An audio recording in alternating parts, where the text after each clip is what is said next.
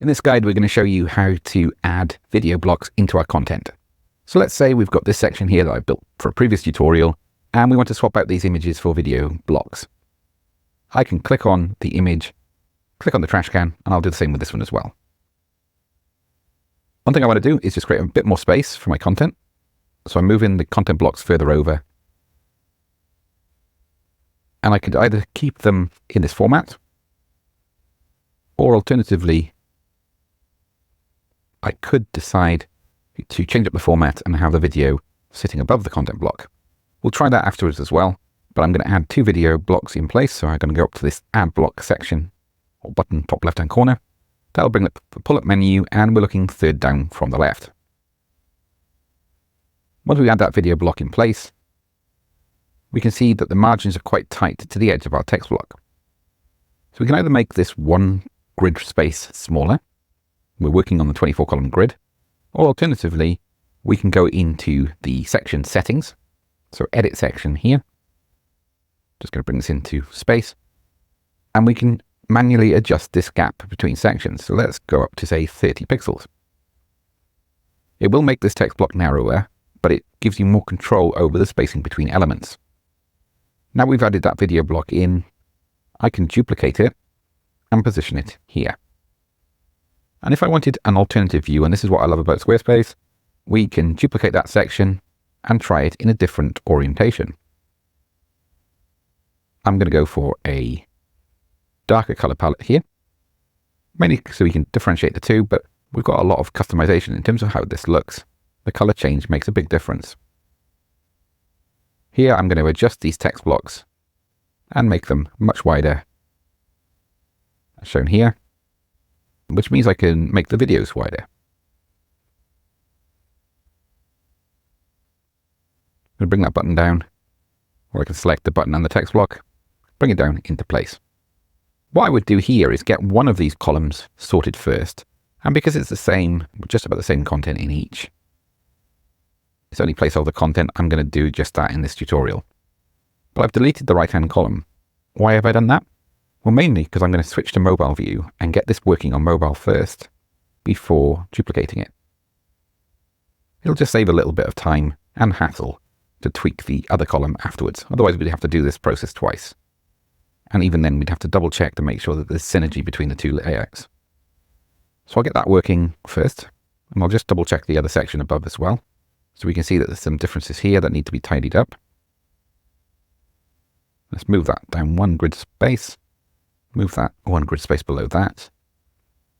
And then we might add two grid spaces to the top of this video, as shown here. Let's move that up as well. There we go. First section, second section, which needs that to be replicated. But you can see that there's a lot of similarities between the two sections.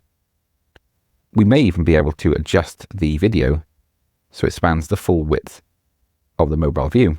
And we need to test this to make sure all of the controls are fully available. But this is quite a nice bespoke look and feel for mobile view to get the most out of that video position. And I think we'll go with that. Let's jump back to desktop view. Quickly duplicate this second section. Move this block over here and just move it up a little bit as well. I don't like that spacing there at the moment, so I'm just going to make that more compact. And at the moment we've got that offset. So I can select all of these blocks and now bring them over to the full width. And I'm going to do the same for this section here as well. Remember, I can manually adjust the gutter space between our two columns.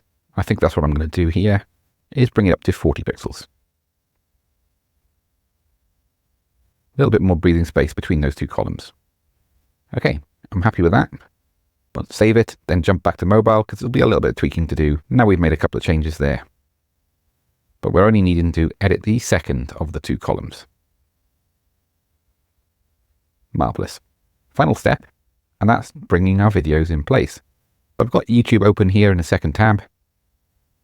And let's have a look at putting in one hosting a tutorial and one Squarespace tutorial. If I click on the three dots and then click on share, I should be able to copy this shorthand URL here jump back to Squarespace, then click on the Add Video option. So instead of uploading a file to the Squarespace CDN, or Content Delivery Network, this is the online storage area and management area for files, we're going to add from a link. We're going to paste that link in place. If the link works, we should have a green sentence here that it says the video is found and ready for use. We click Add. If it doesn't show that properly, try going through to the video and then clicking on the URL at the top. That's another way of sharing the video, but usually that will work. That's our first video in place.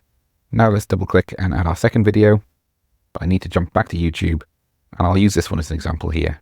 So the same thing, 3 dots, share, copy the URL, jump back to Squarespace, and now paste that video.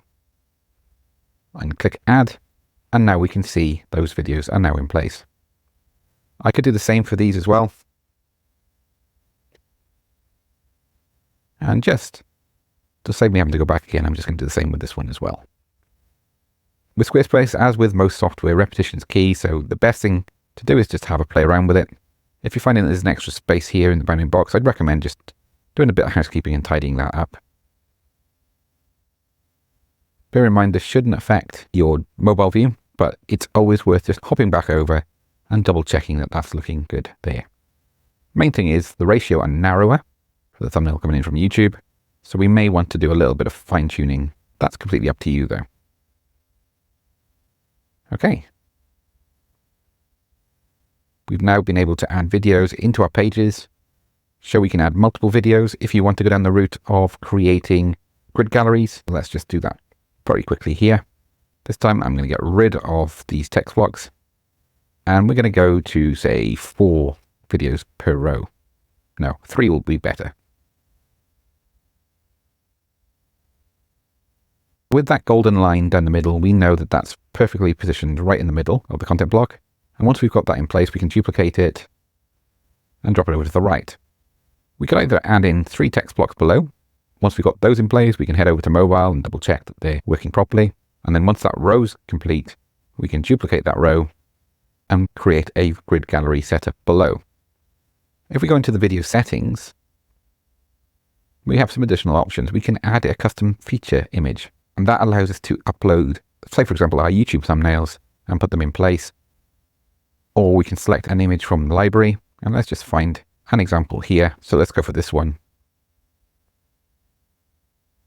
And we can see that if you'd like a more low-key look and feel to your videos with just a small play button in the middle, that's another alternative approach for you. It really depends on what you want to do. In my case, I often leave the YouTube thumbnails in place because it just showcases to people that I have a YouTube channel. Let's jump out of editing mode and then click on this arrow to go into full preview mode. If the viewer hovers over the icon in the top left-hand corner, there's an option to subscribe to the channel and also hit the notification bell as well. For me, that beats the maybe slightly neater approach of having a thumbnail that doesn't have that instant icon showing that there is a YouTube channel behind it. Hope you found this useful. I've got more tutorials coming up, especially using these content blocks in Squarespace, and I'll catch you next time. Cheers. If you want to say in the future direction of the content that I'll be creating at Pixel Haze Academy and to get involved in our community, all you need to do is leave me your email address. We're looking to create our first community in the coming weeks, and I'm going to be throwing everything I've got at it. That includes our Moonshot Transformation Program, our entire library of online courses, the opportunity to engage with me in regular group sessions. There's more information in the description, and I'd love to hear your thoughts on how we can develop this. Thanks again, and I'll catch you soon. Cheers.